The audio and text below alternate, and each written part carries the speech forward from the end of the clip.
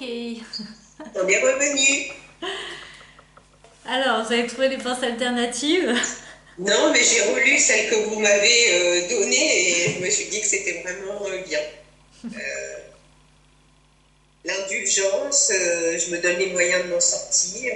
C'est un réflexe conditionné et je vais y arriver. Oui, je suis d'accord.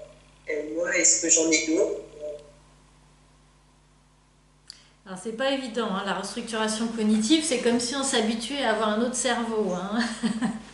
Ouais, ouais. Donc, c'est un vrai travail gymnastique Hum, et plus un hum, travail hum. intellectuel de s'extirper de son angle de vue à soi, de son raisonnement habituel et d'essayer de tourner autour de la situation pour voir comment on peut voir la situation sous un autre angle. Oui, alors je ne suis pas courageuse, effectivement, ça va dans l'idée, bah, je me donne les moyens de m'en sortir et donc je ne suis pas courageuse. Tout à fait, c'est un jugement. Après, c'est pas la réponse a priori, mais bien, effectivement, ça fait partie du réflexe conditionné et donc c'est ça, hein. Hmm. Hein. Je vais me sentir boudiner dans mon pantalon, bah, ça c'est vrai. Alors, non.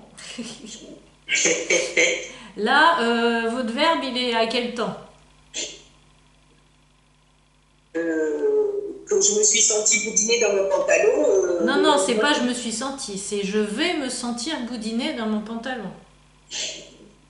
C'est important de euh, prendre la phrase telle qu'elle vient, hein, vraiment la pensée automatique telle qu'elle, sans la déformer.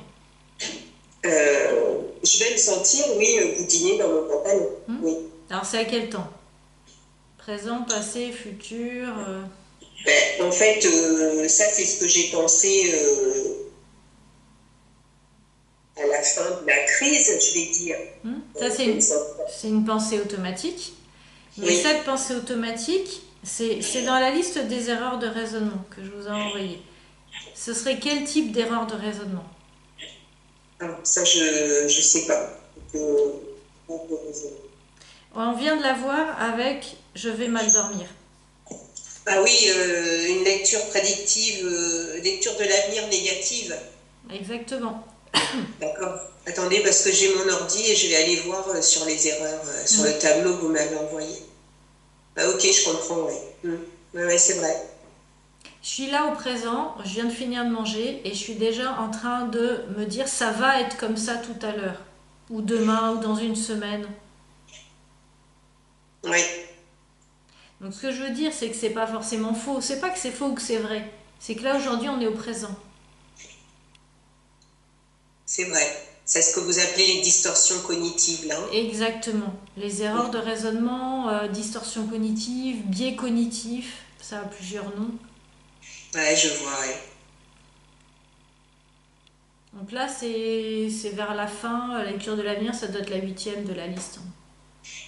Non, c'est les erreurs de voyance. Faire des Ah oui, prédictions oui, pessimistes et les considérer comme vraies. tout à fait.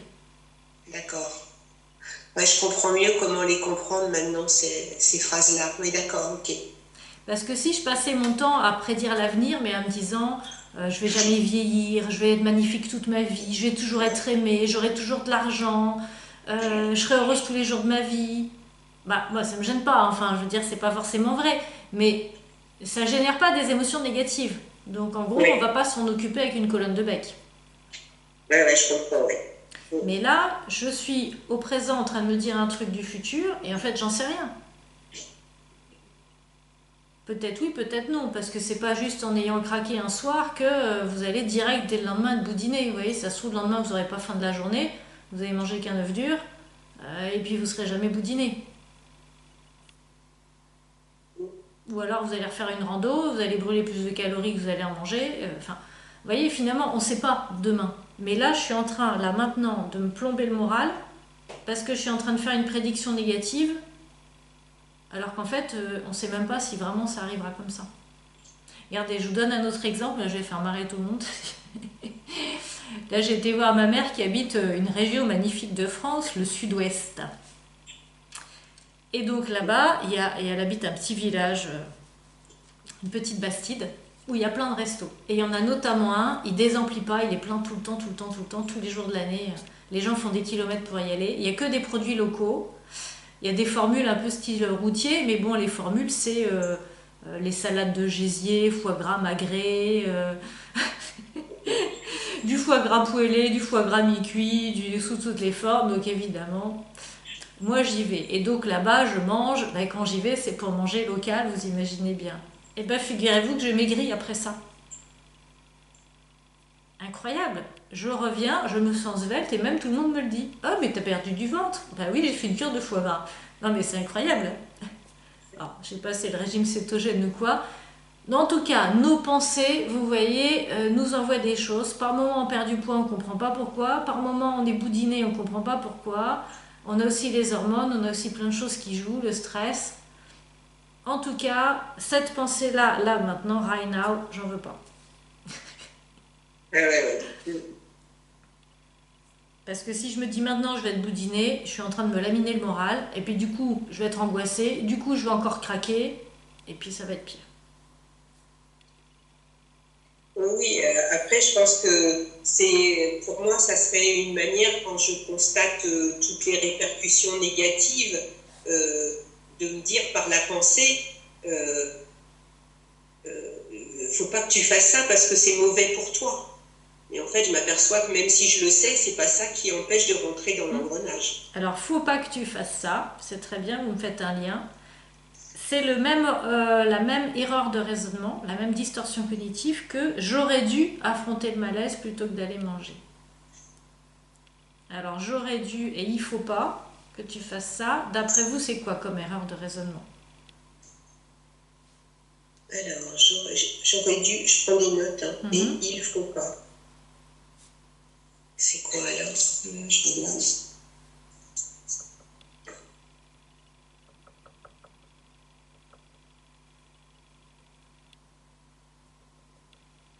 Les fausses obligations, je sais pas. Ouais, exactement. Tout à fait, les fausses obligations, qu'on dit aussi des must ou des should. Alors là, c'est pas très joli, mais il parle de masturbation. En fait, on se must la tête. Hein. Il faut, je dois, j'aurais dû, il aurait fallu, les autres devraient. Ouais, Il faudrait, j'aurais dû, il aurait fallu. Donc là, je me fous une pression avec ça. Et bon, vous êtes bien placé pour le savoir, dans l'éducation nationale aussi, on éduque beaucoup avec de il faut pas. Mais ça, en fait, on sait au niveau cognitif que le cerveau, il a du mal à traiter ce genre de choses. Dans l'idéal, ce serait bien d'essayer de penser avec complètement autre chose que des must. Alors, c'est un vrai exercice. Hein. Vous voyez, par exemple, j'aurais dû affronter le malaise. Comment est-ce qu'on pourrait le tourner sans j'aurais dû, en retirant le must?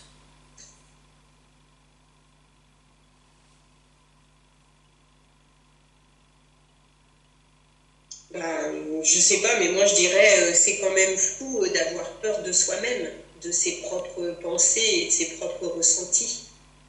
Comment ça?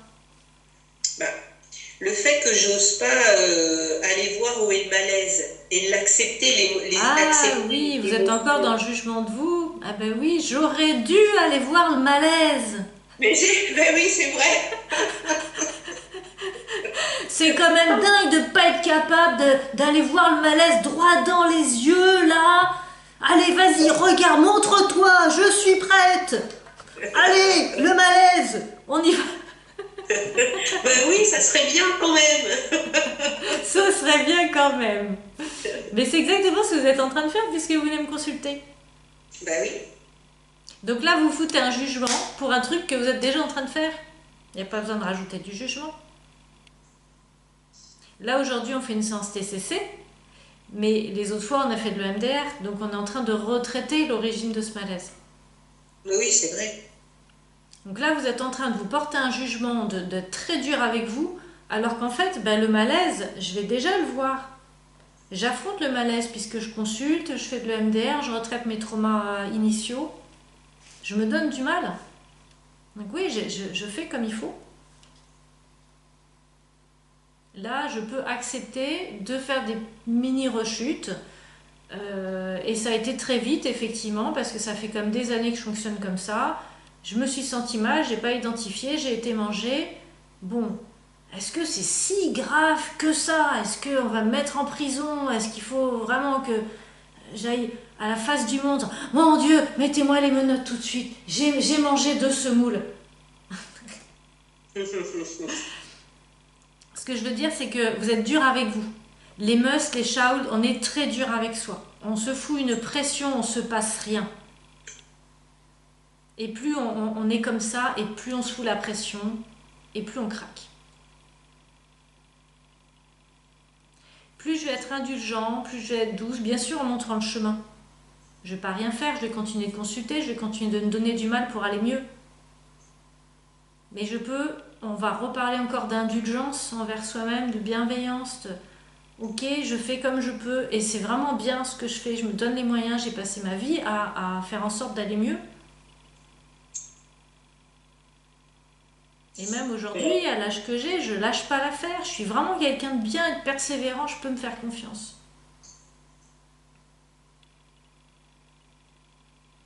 C'est vrai. Et vous vous sentez pas mieux le fait de penser ça? Bah oui, évidemment. Donc je peux me dire aussi, bah, cette semoule, cet esquimau, c'est la petite fille en moi que j'ai besoin de nourrir parce qu'elle s'est ressentie confrontée à un grand vide comme à l'époque. Et c'est elle, bah, j'étais en train de regarder la télé, j'étais cognitivement un peu détendue. Et du coup, on sait que ces moments-là, ça laisse de l'espace pour les parties de nous qui ne sont pas intégrées, qui ne sont pas complètement retraitées ni réparées, de pointer le bout de leur nez. Elle voit qu'on est dispo, et ah ben tiens, toc toc, ok la petite fille elle est là, elle va pas bien, elle ressent encore son vide intérieur, maman fait quelque chose. Ben maman dit tiens, allez, tu vas prendre un esquimau. Sauf qu'alors après, je déclenche la partie tortionnaire. Quoi? T'as été mangé? T'es même pas capable de... Oui. Et là, cette partie tortionnaire, bon, je mets des noms pour rigoler, Oui. mais ben, il faut qu'on la calme. Hein. Il va falloir qu'on lui retire son petit fouet, parce que là, elle aime bien s'auto-flageller. Et il va falloir qu'elle dise non, non, ça n'a plus de fouet chez moi, je n'en veux plus. Et la petite, elle était pas bien, elle a ressenti un vide. Ok, bah, on lui a donné à manger. Tu sais, c'est pas si grave, on va faire en sorte de fonctionner autrement. Mais c'est pas si grave, on va pas en rajouter 3 tonnes.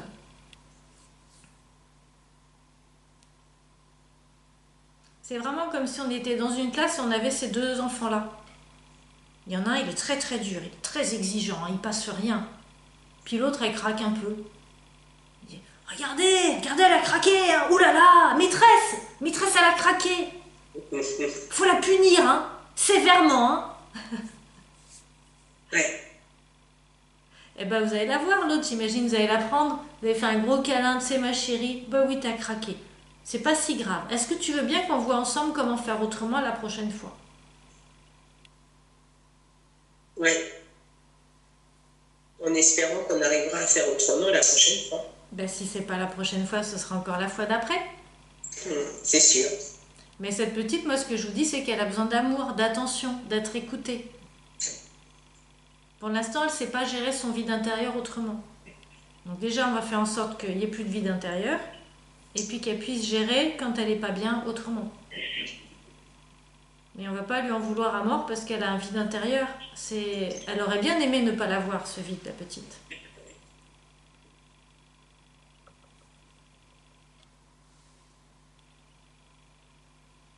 C'est sûr. Alors, comment vous vous sentez là avec cette tentative de restructuration cognitive, cette ébauche? Je pense que c'est la première fois par rapport à ce que j'ai fait avant, en reliant tout ça au passé. Je vois une autre porte d'entrée en fait.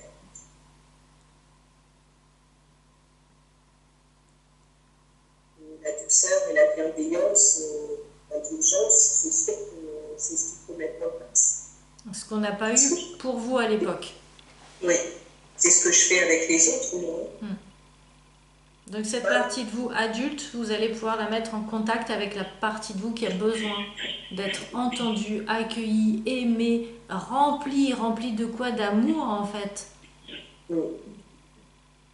Donc peut-être quand vous ressentez le vide, bon après c'est en termes de comportement, mais déjà si vous calmez le jeu au niveau des pensées automatiques et que vous arrivez à moins ressentir ce regret ou cette déception de vous-même, vous pourrez agir autrement. Et autrement, ça peut être tout simplement se faire un câlin à soi ou accueillir cette partie de nous et la nourrir d'amour.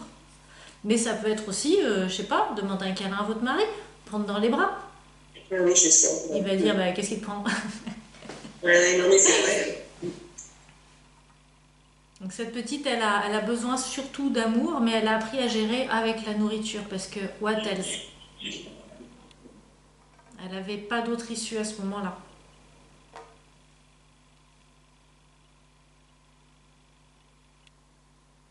C'est sûr. Bon, en tout cas, moi je vous remercie.